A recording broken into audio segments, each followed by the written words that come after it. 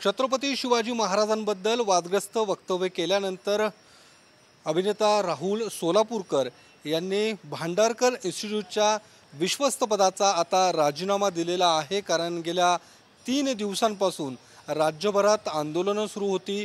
शिवप्रेमींकडून देखील या संदर्भात सातत्याने मागणी ही केली जात होती।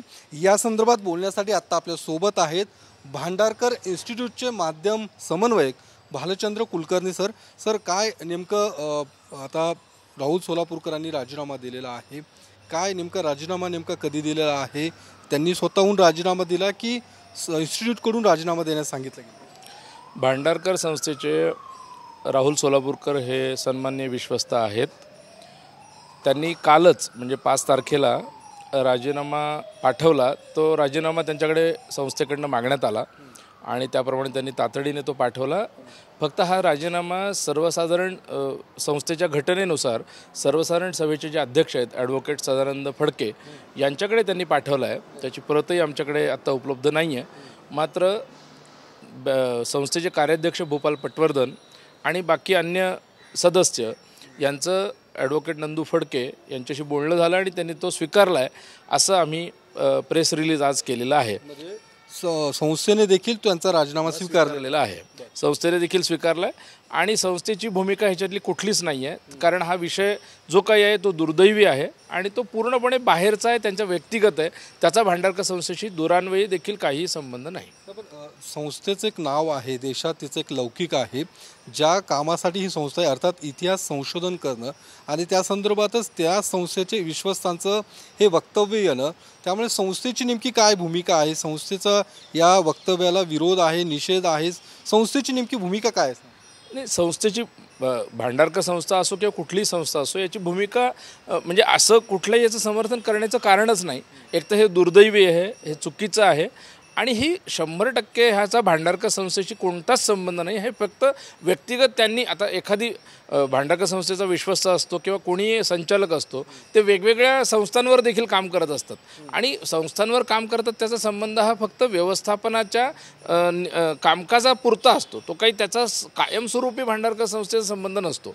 त्याच्यामुळे त्यांचं व्यक्तिगत दुर्दैवी आहे ते वक्तव्य त्यांचं व्यक्तिगत आहे, त्याचा भांडारकरशी काहीही संबंध नाही आणि ह्या सगळ्या भूमिकेतनं त्यांनी आम्ही सांगितलं आणि त्यांनी तो राजीनामा दिला। त्यामुळे आमच्या दृष्टीने ह्या विषयावर आणि दुसरं म्हणजे त्यांनी कालच रात्री दिलगिरीचा व्हिडिओ देखील प्रसारित केला आहे। त्यामुळे मला असं वाटतं की आमच्या दृष्टीने हा विषय पूर्णपणे संपला आहे।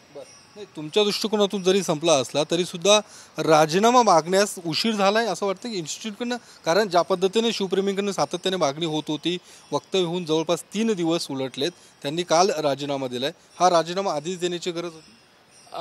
याबाबतीत मला तर भाष्य करता येणार नाही, परंतु काल मला वाटतं परवाच्या दिवशी काही शिवप्रेमी मंडळी भांडारकर संस्थेच्या बाहेर जमा झाली होती। त्यातून आम्हाला तो विषय समजला, कारण हा सोशल मीडियावर 2 महिन्यापूर्वीची ती पॉडकास्टवर आलेली मुलाखत आहे।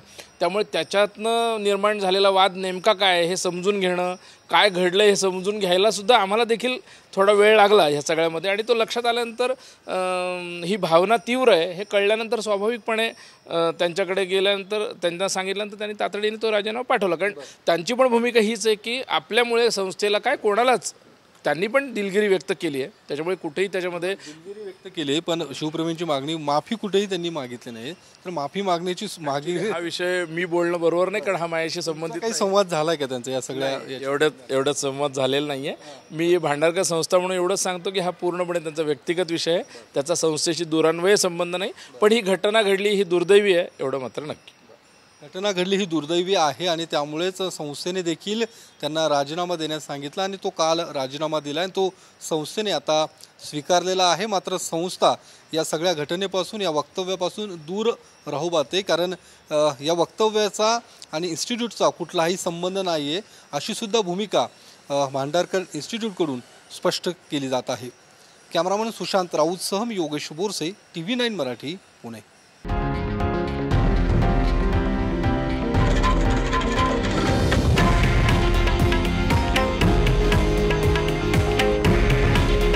हे आहे देशातील नंबर 1 न्यूज नेटवर्क आणि आपण पाहत आहात TV9 मराठी। काळजी तुमची, हित महाराष्ट्राचं।